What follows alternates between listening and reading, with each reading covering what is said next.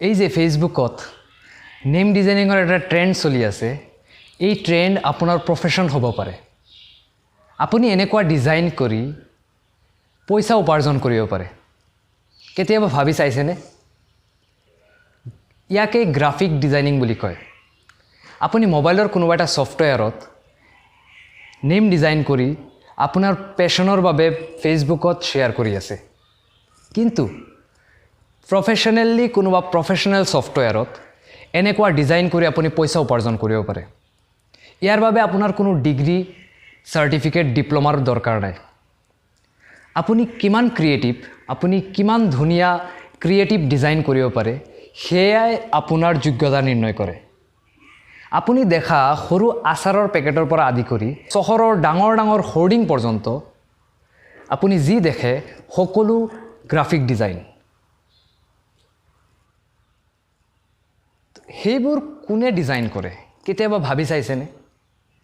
আপোনাৰ দৰে মোৰ দৰে কোনোবা ব্যক্তিয়ে ডিজাইন কৰে আৰু তেওঁলোককে কোৱা হয় প্ৰফেশ্যনেল গ্ৰাফিক ডিজাইনাৰ। আপোনাৰ ভিতৰত কিমান ক্ৰিয়েটিভিটি আছে, আপুনি কিমান ধুনীয়া ডিজাইন কৰিব পাৰে সেইটোৱে আপোনাৰ যোগ্যতা নিৰ্ণয় কৰে, আপোনাৰ কামৰ মূল্যায়ন কৰে। আপুনি যিটো ডিজাইন আজি পেশ্যনৰ বাবে কৰি আছে সেইটো আপুনি প্ৰফেশ্যন হিচাপে বাছি ল'ব পাৰে। তাৰ বাবে আপুনি কোনোবা প্ৰফেশ্যনেল ট্ৰেইনাৰৰ পৰা বা প্ৰফেশ্যনেল ডিজাইনাৰৰ পৰা ট্ৰেইনিং ল'ব লাগিব। আপুনি কোনোবা প্ৰফেশ্যনেল ছফ্টৱেৰত কাম কৰাৰ ট্ৰেইনিং ল'ব লাগিব।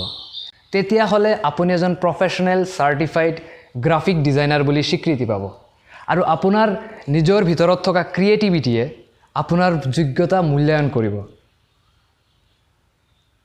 কেতিয়াবা ভাবি চাইছেনে আপুনি যিটো কাম পেশ্যনৰ বাবে আজি কৰি আছে সেইটো কেতিয়াবা আপোনাৰ প্ৰফেশ্যন হ'ব পাৰে। আপুনি যিটো আজি পেশ্যনৰ বাবে কৰি আছে, আপোনাৰ ভাল লাগে কাৰণে কৰি আছে, সেইটোৱে আপোনাক কাইলৈ টকা উপাৰ্জন কৰি দিব পাৰে। তলত মই লিংক এটা দি দিছোঁ, তাতে গৈ আপুনি প্ৰফেশ্যনেল গ্ৰাফিক ডিজাইনাৰ হ'ব খুজিলে ইনকুৱাৰী কৰিব পাৰে। ধন্যবাদ।